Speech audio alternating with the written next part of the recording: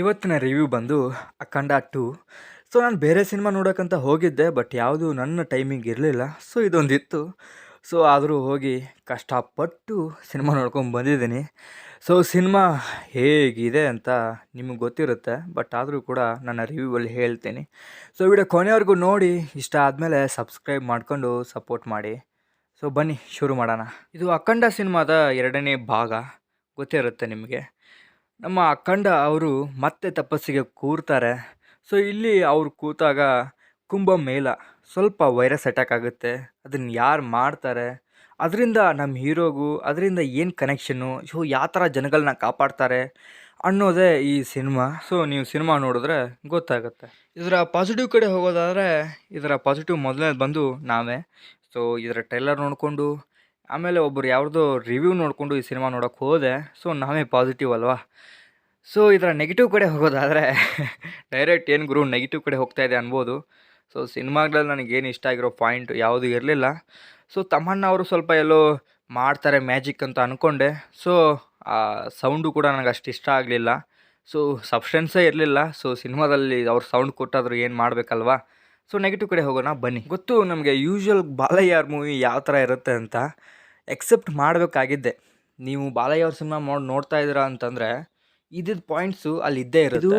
ಬೋಯಪತಿ ಶ್ರೀನು ಅವರ ಡೈರೆಕ್ಷನ್, ಅದರಲ್ಲಿ ಇನ್ನೂ ಕೇಳಬೇಕಾ. ಸೊ ಬೋಯಪತಿ ಶ್ರೀನು ಅವರು ಅವ್ರ ಹೀರೋಗಳನ್ನ ಸ್ವಲ್ಪ ಸೂಪರ್ ಹೀರೋ ತೋರಿಸ್ತಾರೆ, ನಾರ್ಮಲ್ ಹೀರೋಗಳನ್ನ.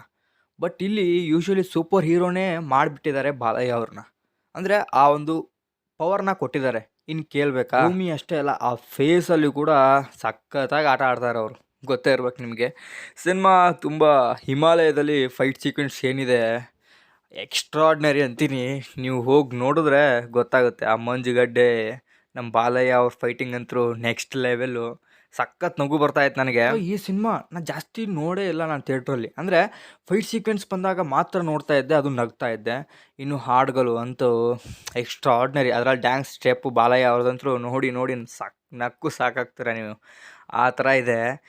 ಸೊ ಆ ಡೈಲಾಗು ಅದು ಏನೋ ಸ್ವಲ್ಪ ನನಗೆ ಇಂಟ್ರೆಸ್ಟ್ ಆಗದೆ ಇರೋದು ಬಂದೆ ಅಂದರೆ, ನಾನು ನನ್ನ ಫ್ರೆಂಡ್ಸ್ ರೀಲ್ಸ್ ನೋಡ್ತಾ ಇದ್ವಿ ಥಿಯೇಟ್ರಲ್ಲಿ.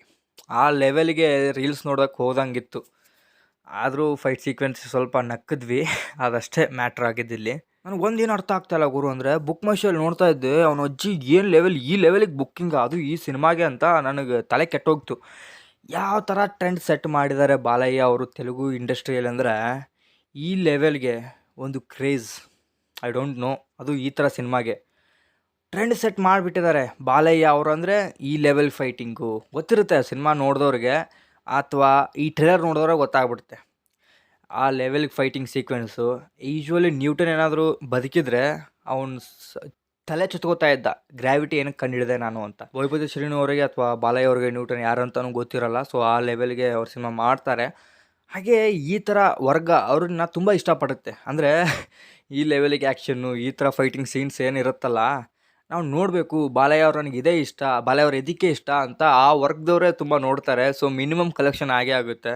ಸೊ ವರ್ಷಕ್ಕೆ 1 ಅಥವಾ 2 ಸಿನಿಮಾ ಅವರಿಂದ ಬಂದೇ ಬರುತ್ತೆ, ನಿಮಗೆ ಗೊತ್ತು. ಸೊ ಅದು ಹೆಂಗೆ ನೋಡ್ತಾರೆ ಗುರು, ನನಗಂತೂ ನಿಜವಾಗ್ಲೂ ಆಗ್ತಾ ಇರಲಿಲ್ಲ. ಸೊ ನಾನು ಯೂಶ್ವಲಿ ಬಾಲಯ್ಯ ಅವ್ರ ಸಿನಿಮಾನ ಥಿಯೇಟ್ರಲ್ಲಿ ಹೋಗಿ ನೋಡಲ್ಲ. ಸೊ ನಾನು ಬೇರೆ ಸಿನಿಮಾ ನೋಡೋಕ್ಕೆ ಹೋಗಿದ್ದೆ. ಆ ಸಿನಿಮಾ ಟೈಮಿಂಗ್ ನಮಗೂ ಮ್ಯಾಚ್ ಆಗಲಿಲ್ಲ. ಸೊ ನನ್ನ ಫ್ರೆಂಡ್ ಹತ್ರ ಸ್ವಲ್ಪ ದುಡ್ಡಿತ್ತು. ಸೊ ವೇಸ್ಟ್ ಮಾಡ್ತೀನಿ ಅಂತಂದ. ಸೊ ಮಾಡು ವೇಸ್ಟು ಅಂತಂದ್ಬಿಟ್ಟು ಸ್ವಲ್ಪ ಒಂದು 110 ರೂಪಾಯಿ ಏನೋ ಟಿಕೆಟ್ ಇತ್ತು ಪುಣ್ಯಕ್ಕೆ. ಸೊ 110 ರೂಪಾಯಿ ವೇಸ್ಟ್ ಮಾಡ್ಕೊಂಡು ಬಂದೆ.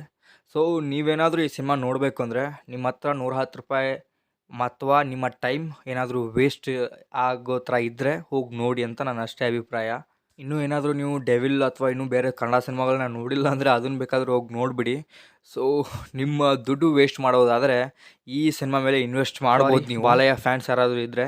ಸೊ ನಿಮಗಂತೂ ಈ ಸಿನಿಮಾ ಗೊತ್ತೇ ಇರುತ್ತೆ ಯಾವ ಥರ ವರ್ತು ಅಂತ. ಸೊ ಇದಾಗಿತ್ತು ಗೈಸ್ ಇವತ್ತಿನ ರಿವ್ಯೂ. ಸೊ ಯೂಶ್ವಲಿ ಬಾಲಯ್ಯ ಅವ್ರ ಪ್ಯಾಟರ್ನೇ ಎಲ್ಲ ಮೂವಿಗಳಿರುತ್ತೆ. ಸೊ ಇದರಲ್ಲೂ ಅದೇ ಇದೆ. ಸೊ ಇದಾಗಿತ್ತು ಗೈಸ್ ಇವತ್ತಿನ ರಿವ್ಯೂ. ಸೊ ಮುಂದಿನ ವಿಡಿಯೋಲ್ಲಿ ಮತ್ತೆ ಸಿಗ್ತೀನಿ. ಸೊ ಅಲ್ಲಿವರೆಗೂ ನೋಡ್ತಾ ಇರಿ. ಸೊ ಇದು ಫಿಲ್ಮ್ ಪಾಯಿಂಟ್. ನಾನು ನಿಮ್ಮ ಕಾರ್ತಿಕ್. ಮತ್ತೆ ಸಿಗುವ. Signing off Karthik.